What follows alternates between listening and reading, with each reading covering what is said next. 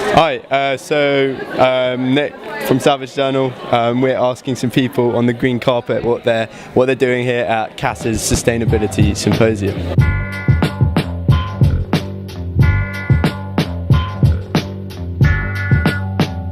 Alice, you're from Savage, like myself. You're our thoughts editor. So, what are you thinking about tonight's proceedings? Yeah, I'm really excited to see. It seems like a very well-organised event. I've got a really amazing panel of speakers, and I think they've done a really good job at making it seem very professional and maybe getting some people on board with climate activism.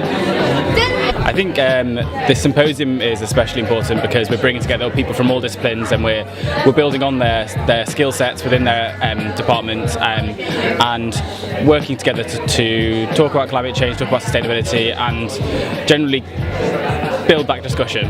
Well, what I see this as being is a chance for me to talk with and dialogue with the younger generation who are, I hope, going to be leaders on this issue now and for years to come.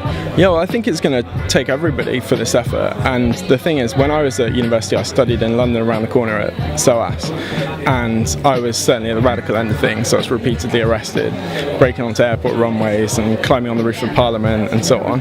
But then since then I've worked in think tanks, worked in NGOs, now I'm working in philanthropy, always on climate change, and I think it shows that you don't have to, it's going to take all kinds of efforts. It's going to take research efforts, it's going to take direct action, it's going to take public campaigning, it's going to take media organisations spreading the word about what it all means. In your personal life, what kind of stuff are you doing for climate change, climate action? I mean, lots of things. I've really cut down on my single-use plastics, cutting down on my meat consumption, not driving, walking, cycling, public transport over driving myself places, and also I've been looking a bit more into sustainable fashion. We're the MODO Fashion Society, and this year we're focusing on promotion of sustainable fashion. A lot of people don't recognize all the impacts which fashion has on the environment. For example, it's the second largest contributor to water consumption and water contamination, so we're trying to raise awareness of that and encourage people to recycle, reuse clothing.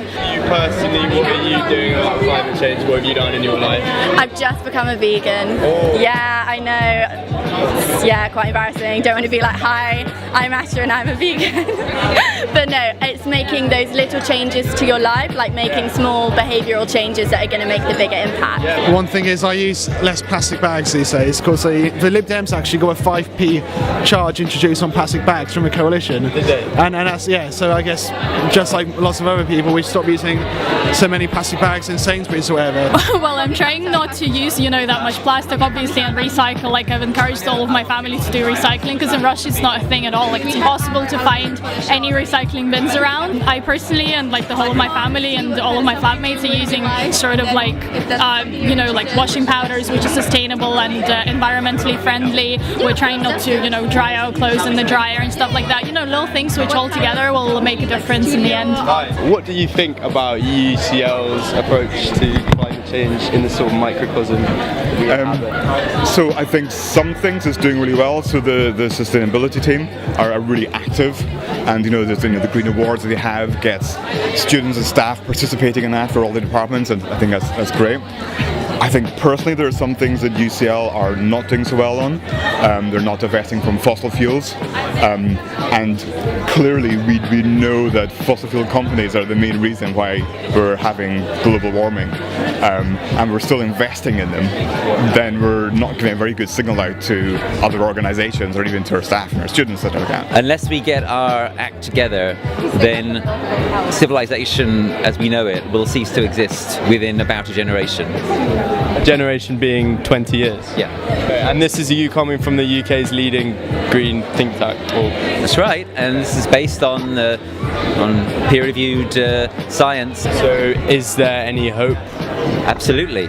While there's life, there's hope, and if people get to understand how bad things are, then they may respond appropriately. So I'm wearing this sticker here, which is for the Extinction Rebellion, the radical movement that's now rising up across this country and saying, we're not prepared to go extinct quietly. We're going to rebel. We're going to take non-violent direct action. I think if you take what's happened in the UK over the last 10 years, it shows what's possible. So we've gone from being the country that was the home of the Industrial Revolution around the world to being the country that's the fastest pace of decarbonisation of any country in the world.